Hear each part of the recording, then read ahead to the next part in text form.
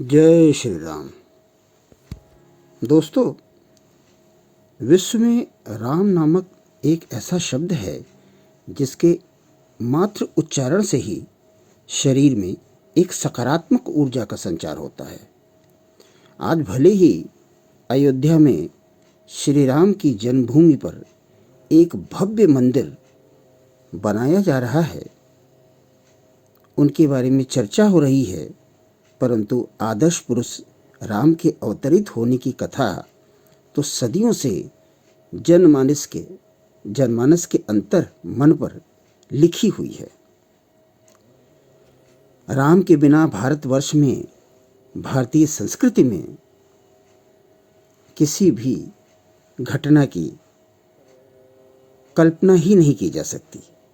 हर भारतीय परिवार में बच्चों के रूप में सीताराम का जन्म होता है। उपनयन संस्कार, विवाह संस्कार या किसी भी मांगलिक कार्य बिना राम कथा के किसी भी भारतीय परिवार में पूरे नहीं होते हैं। हिंदू परिवारों में विवाह के समय हर वधू सीता और वर राम के रूप में होता है। इतना ही नहीं, किसी भी व्यक्ति के मृत हो जाने पर राम नाम सत्य बोला जाता है, अर्थात राम से ही हमारा जीवन है और राम से ही हमारा जीवन पूर्ण होता है। राम हमारी श्रद्धा, हमारी आस्था, विश्वास और शक्ति के प्रतीक है। राम का जन्म, उनका बचपन, उनकी किशोरावस्था, धनुष भंग की कथा, राम सीता विवाह से लेकर राम के वन जाने, रावण के वध करने के सारे प्रसंग प्रत्येक व्यक्ति को मुजबानी याद है। राज्य व्यवस्था का कोई भी स्वरूप हो, राम राज्य आदर्श राज्य माना जाता है। इसीलिए तो गोस्वामी तुलसीदास जी ने लिखा है, दैहिक दैविक भौतिक तापा, राम राज नहीं काहू ही व्यापा। अर्थात राम का नाम हमारे धर्मशास्त्र में नहीं, जनमन की जुबान पर है, उनके हृदय में है। राम मंदिर या देव स्थानों पे ही नहीं, बल्कि लोक मन की आत्मा और मन में रचे बसे हैं। दोस्तों, 22 जनवरी 2024 के दिन को विश्व के इतिहास में उन महानतम और यादगार दिन के रूप में याद किया जाएगा, जो कि समस्त समुदाय के लिए होली दीपावली पर्व से किसी भी तरीके से कम नहीं होगा। यह होली दीपावली की ही भांति धार्मिक पर्व के रूप में प्रतिवर्ष मनाया जाएगा। और मित्रों, प्रसन्नता की बात यह है कि इस अपूर्ण घटना के साक्षी हम सब इस युग के वासी होंगे। अयोध्या नगरी और श्री राम एक दूसरे के पर्याय रहे हैं। यह नगरी भगवान श्री राम की जन्मभूमि है और उनके संघर्षों की कथा है। अयोध्या का यह संघर्ष सदियों पुराना है और भौतिक रूप से इसका समापन दिनांक 9 नवंबर 2019 को हुआ, जब देश की शीर्ष अदालत की 5 सदस्यों की न्यायमूर्तियों के वृहद पीठ द्वारा इस पर एक फैसला दिया गया। दोस्तों, इस अभूतपूर्व फैसले की यात्रा इतनी आसान नहीं थी। इसमें कोई संदेह नहीं है कि हम सब भारतवासी शुरू से बहुत शांतिप्रिय रहे हैं और हमारे इसी सरलता के कारण कई विदेशी आक्रांताओं ने आकर भारतीय संस्कृति को, हमारी आस्थाओं पर कुठाराघात किया। मित्रों, राम जन्मभूमि के स्थल पर मस्जिद होने के कारण हिंदू और मुस्लिम समाज के दोनों पक्ष कई वर्षों से पूजा अर्चना और नमाज की रस्म अदायगी करते रहे। इस प्रकार यह स्थल सदैव के लिए एक विवाद का विषय बना रहा। कालांतर में 1950 में गोपाल सिंह विशारद नाम के एक व्यक्ति ने इलाहाबाद उच्च न्यायालय में इस स्थल पर पूजा करने हेतु एक याचिका दायर की। तदुपरांत श्री परमानंद जी ने इसी अदालत में एक मुकदमा किया, जिसको बाद में वापस ले लिया गया। फिर इसके बाद सन 1959 में निर्मोही अखाड़े द्वारा उस विवादित स्थल पर कब्जे के लिए और उसको अपनी कस्टडी में देने के लिए एक मुकदमा माननीय उच्च न्यायालय इलाहाबाद में दाखिल किया गया। और मित्रों, उसके बाद तो लगातार यह भी स्थल विवादित ही रहा। हिंदू पक्ष उस पर अपना दावा करते और मुस्लिम पक्ष अपना दावा करते।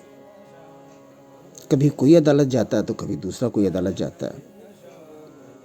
और वो दिन आया मित्रों, 1992 6 दिसंबर की तारीख, जब एक राजनीतिक पार्टी ने यह निर्णय लिया कि सारे हिंदू समाज के लोग वहां आएं और वहां पर एक वृहत रैली का आयोजन किया गया। देश के कोने कोने से हिंदू धर्म में आस्था रखने वाले लोग श्री राम के प्रति अपनी निष्ठा और समर्पण दिखाने के लिए अयोध्या में एकत्र हुए और उन्माद में आकर देखते ही देखते उन्होंने उस घटना को अंजाम दे दिया जो कि आने वाले समय में इस विवाद के निपटारे का एक प्रमुख कारण बनी। मित्रों,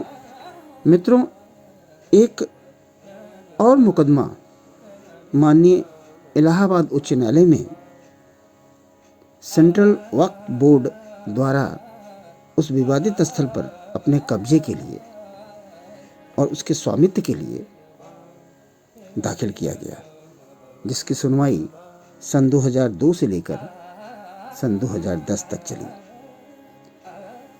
इसके लिए एक अलग से न्याय कक्ष की व्यवस्था की गई और नियमित रूप से उसकी सुनवाई की जाती रही। तमाम विद्वानगण, विद्वान अधिवक्ता, संत, इतिहासकार और समाज के विशेषज्ञ, पुरातत्व विभाग के उनकी रिपोर्ट, उन सब का परीक्षण करने के उपरांत 3 सदस्यीय न्यायमूर्तियों की पीठ ने अपना फैसला दिनांक 30 सितंबर 2010 को दिया, और जो कि 2:1 के हिसाब से पारित किया गया, अर्थात 2 विद्वानों का मत एक था और तीसरे विद्वान का मत अन्यत्र था। पूरा फैसला 8000 पृष्ठों का था। तीनों न्यायमूर्तियों ने अपने फैसले अलग अलग दिए। उसमें एक न्यायमूर्ति श्री SU खान साहब का ये कहना था कि इस स्तर पर किसी मंदिर को तोड़ा ही नहीं गया। मंदिर था, पुराना हो गया, गिर गया, लिहाजा उस स्थल पर एक मस्जिद का निर्माण किया गया। मंदिर को ढाया नहीं गया। ये था इल्ज़ाम, ये था कि तोड़ के बनाया गया, तो उनका कहना था कि तोड़ा नहीं गया।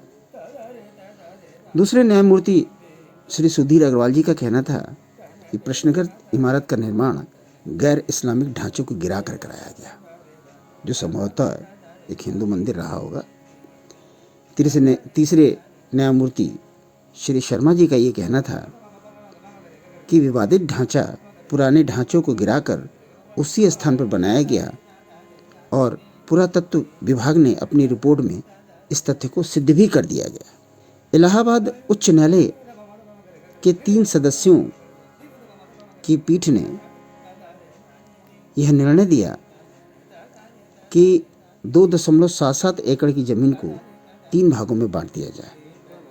पहला भाग निरंकारी अखाड़े को दिया जाए, दूसरा भाग राम लला विराजमान के प्रतिनिधि हिंदू महासभा को दिया जाए, और तीसरा भाग उन्होंने कहा कि सेंट्रल वक्फ बोर्ड को दे दिया जाए।